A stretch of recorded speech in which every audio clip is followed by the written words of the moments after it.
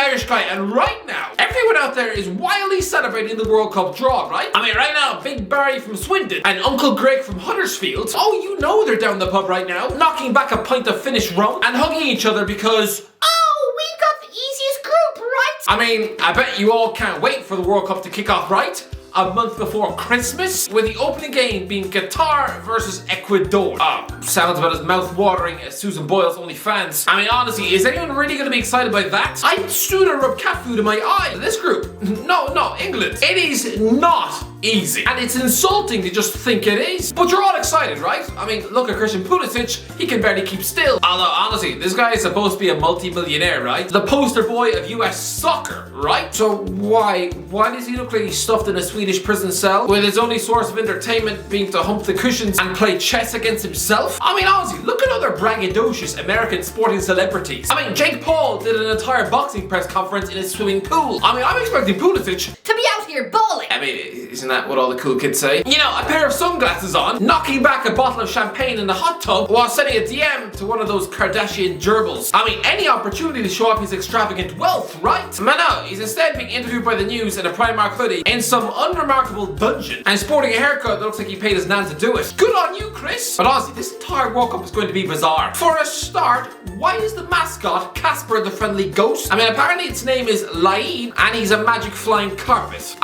Sorry, no, he looks creepy as sin. Not even Aladdin is going to want to set foot on this scary looking yoke. A whole new world? More like a whole new foot after he tries to bite it off. I mean, look into his eyes, it's just sinister. But honestly, Jermaine Genius doing the World Cup draw. That's like the Oscars being presented by the old guy of Home and Away. But anyway, England will be drawn in the same group as the United States of America. And it's fair to say there's quite a few Americans a bit excited by that. The United States of America, hand over your heart, salute the goddamn flag. Got Drew in the same group B with them England boys. And I am here to say y'all bet not let us beat y'all, cause you will not hear the end of my goddamn mouth, boy. I'll be public enemy number one on my mama. And it is gonna happen. We will upset England, bro. Y'all got Slabhead on y'all team. I mean, does anyone think this guy sounds like the man who narrated the Kanye West documentary? I mean, good gracious, I assumed everyone dripping in American culture would be too distracted by the Oscars this week to care about anything else. I mean, honestly, over there, Will Smith slapping a comedian in the face. It was treated by the media as if an alien had just been found eating a pizza in Angelina Jolie's sock drawer. But no, it's good to see that that's not the only news stories dominating America right now. And yeah, they're also excited for the World Cup draw. Okay, y'all got Jack Grealish. Y'all got Raheem Sterling, but bro, we have Captain America. Sound the bell. It's another Avengers nerd. We will indeed, mark my words, we will upset England. But hey, I'm telling you, watch, mark my words, come back to this video when it happened in November. Wait, makes a prediction and then says come back to visit the video later. I mean, this guy, is he the Texas version of me? Except instead of wearing a scarf, he's instead dressed up like 50 Cent. No way! There is no way they put the US and England together. Dude, I don't even want to continue. Bro, that's... No! This guy looks like he's just been told he's having twins. No, relax, fella. This isn't exactly a once-in-a-lifetime event. I mean, you already did this in 2010 when you robbed England of a point. And England's revenge that summer was to create One Direction and then slowly drip feed them into American culture and Hollywood for the next decade. To the point where we now have a nearly 30-year-old Liam Payne from Wolverhampton chewing the inside of his mouth whilst attending the Oscars. But yeah, that was England's revenge for Rob Green. And honestly, I think the majority of the American public with working ears would sooner have agreed to eat an envelope stuffed with Tony Blair's poo than to agree to this One Direction trade-off. Imagine football versus soccer, soccer wins. Imagine we beat England at the World Cup, non-stop memes. I don't care if we lost every other game. I would rather us beat England in the World Cup. I would, bro. The memes would be non-stop. I need us to face England and I need us to win. Yeah, this is football 2022. I mean, forget wanting to win a World Cup match for patriotic pride and sporting history. No, instead, think of the memes. And the memes are going to be endless. I mean, this guy just wants a chance to scribble up an image of Mickey Mouse feeding the FA logo to Goofy the dog whilst he wears the US flag, right? The video's going off the rails. We're going to Twitter. I guarantee Twitter is popping.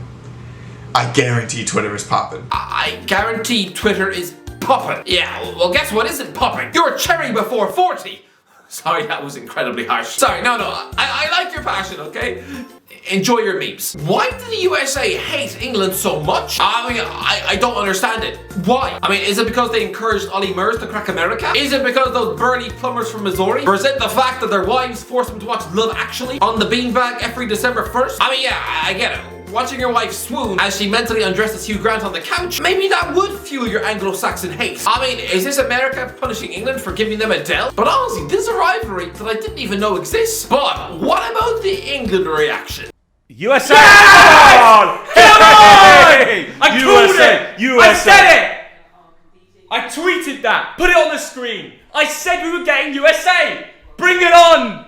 Bring it on! Football's coming out. Listen, yes, I realize that the USA were on paper the weakest team to come out of pot 2, yes. But am I the one who thinks, don't get too cocky? I mean, good grief, the United States are undergoing a bit of a golden generation, and it's all thanks to David Beckham. I mean, it's quite fitting that Beckham just signed a £10 million deal to represent the face of the Qatari regime. I mean, it's fitting that his face is plastered all over this tournament, because I guarantee you, if he had not decided to create the MLS boom by moving to LA Galaxy in 2007, then I promise you, this USA team would be a crumpled lump of candle wax. Just the Hollywood version of Stoke, a team about as threatening as a half-eaten bowl of golden nuggets, right? But no, Brand Beckham injected life into this sport in America. I mean, whereas before this country used to glorify the likes of Landon Donovan, someone who rotted away in the Bayer Leverkusen reserves and signed for Everton twice. I mean, he was treated as the Michael Jordan of the sport, and Clint Dempsey was the LeBron James, you know, the superstar who gave the best years of his career to Fulham before signing up to sit on the Tottenham bench with Gylfi Sigurdsson. I mean, a good player, sure, but no better than Craig Bellamy or Sean Ray Phillips. I mean, the starting 11, who England's golden generation failed to beat in the 2010 World Cup, were playing for Everton, Rennes, FC Twente, Hanover, Watford, Borussia Mönchengladbach, Fulham, Eintracht Frankfurt, LA Galaxy, Real Salt Lake,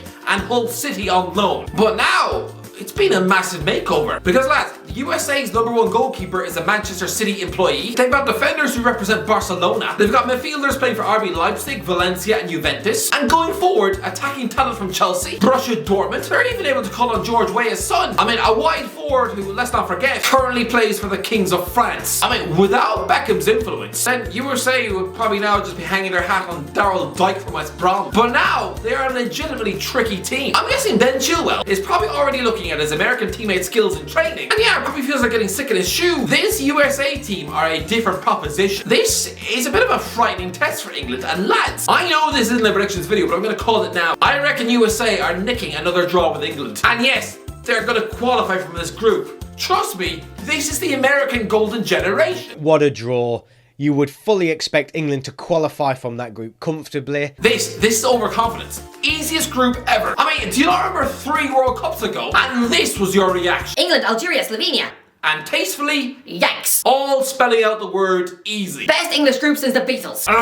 What happened again? You failed to beat Algeria and the USA and needed a scrappy Jermaine Defoe header to squeak past Slovenia. You finished second in your group behind a team with Josie Altidore up front. You had a legendary European powerhouse of a manager like Fabio Capello versus a guy going to get sacked by Swansea after just 2 months, and yet you still finished behind them? And your fans were given the pleasant luxury of a sweaty Wayne Rooney shouting down the camera lens, whilst the sound of buzzing vuvuzelas honestly made everyone feel like asking their dog to bite off their ears. I mean, have they learned their lesson about cockily reacting to World Cup groups 12 years later? It's Iranian men, hallelujah. Nope. Instead, brace yourself for the Jerry Halliwell puns. Good Christ. I mean, who else is there? Okay, Iran. I don't want to scare you, but this is a team who've just won 15 of their last 17 matches, and 12 of those games were clean sheets. I mean, sorry, but this is a frustrating team. 5 goals conceded since November 2019, just 11 goals conceded since 2018, and going forward, they scored 77 goals in the last 30 games. They've only lost 2 competitive games against European opposition since 2006. They are a banana skin. Am I the only one who sees Bayer Leverkusen striker Sardar Azmoun or Mehdi Taremi at Porto honestly causing Harry Maguire a meltdown migraine on the pitch? Honestly, I can see Iran nicking a point on a sweaty, sandy pitch at the Khalifa International Stadium. And who else is there? What, Wales or Scotland? 2 teams you've struggled to beat in international tournaments recently, or Ukraine. And it's not going to be like playing Ukraine at Euro 2020 when you ate them 4-0. No, this is going to be like when you were playing against a tidal wave of emotion against Denmark in the semi-finals. It'll be you versus the world. Playing against a group of players powered on by a willpower bigger than sport. That would also be tough. Honestly, do not get cocky. Let's not forget the weight of English pressure. England historically, in tournaments, you always struggle to beat the teams you should be beating. The tag of favourites does not sit well with England. In the group stage, England always choke at least once. And let's not forget, we haven't forgotten that Scotland turned up to Wembley last summer and left with a point and a clean sheet. I mean, not only that, they had more shots on target than you. If Che Adams didn't have the goal-scoring technique of a small panda bear, Scotland would have won that match. And let's not forget, in 2006, you were 7 minutes away from drawing with Trinidad and Tobago before Peter Crouch had to pull someone's hair. England always crack in the group stages, always, and especially in tournaments outside of Europe. I mean, in 2014 in Brazil, you couldn't get out of the group and failed to score a goal past Costa Rica. England utterly wilted in the Brazilian heat. And yeah, I know in 2002 you crawled out of the group stages in Japan, but I'm sorry, was it convincing? You scored 2 goals in the group and one of them was a penalty. England always struggle in other continents. So whoever thinks England are topping this group with 9 points in Qatar, I mean, if that happens, I will walk from here to London dressed as the Little Mermaid. It's not happening. Aussie, this is a supposed easy group, right? No, for England, just like in the South African heat, just like in 2010, this is going to be an absolute struggle and really tough to watch on the eyes. And don't worry, Harry Maguire, you won't be the only one getting booed. Anyway, that's what do you think? Alright, let me know in the comment section below. What did you make of the draw? If you enjoyed the video, don't forget to subscribe as always. I'll talk to you in a while.